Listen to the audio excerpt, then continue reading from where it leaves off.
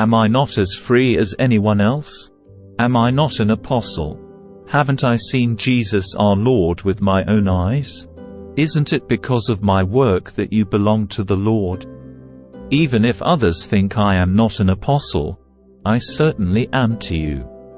You yourselves are proof that I am the Lord's apostle. This is my answer to those who question my authority. Don't we have the right to live in your homes and share your meals?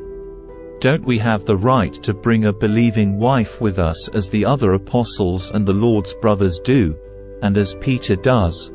Or is it only Barnabas and I who have to work to support ourselves? What soldier has to pay his own expenses?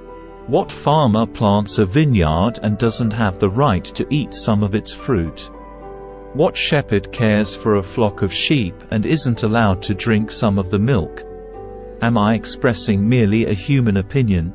Or does the law say the same thing? For the law of Moses says, "You must not muzzle an ox to keep it from eating as it treads out the grain." Was God thinking only about oxen when he said this? Wasn't he actually speaking to us? Yes, it was written for us, so that the one who plows and the one who threshes the grain might both expect a share of the harvest. Since we have planted spiritual seed among you, aren't we entitled to a harvest of physical food and drink? If you support others who preach to you, shouldn't we have an even greater right to be supported? But we have never used this right. We would rather put up with anything than be an obstacle to the good news about Christ. Don't you realize that those who work in the temple get their meals from the offerings brought to the temple? And those who serve at the altar get a share of the sacrificial offerings. In the same way, the Lord ordered that those who preach the good news should be supported by those who benefit from it. Yet I have never used any of these rights. And I am not writing this to suggest that I want to start now. In fact, I would rather die than lose my right to boast about preaching without charge. Yet preaching the good news is not something I can boast about. I am compelled by God to do it.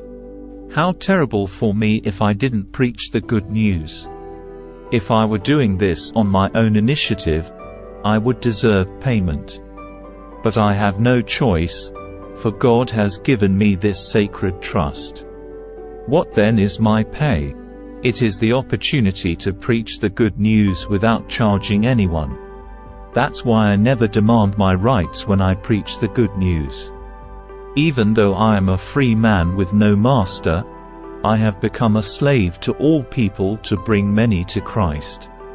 When I was with the Jews, I lived like a Jew to bring the Jews to Christ.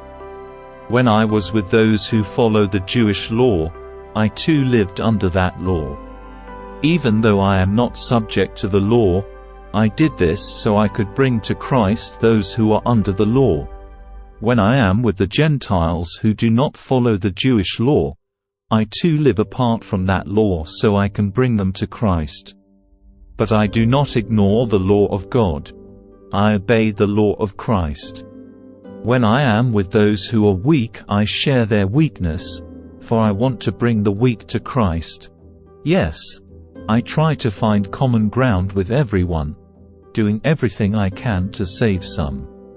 I do everything to spread the good news and share in its blessings. Don't you realize that in a race everyone runs, but only one person gets the prize? So run to win. All athletes are disciplined in their training.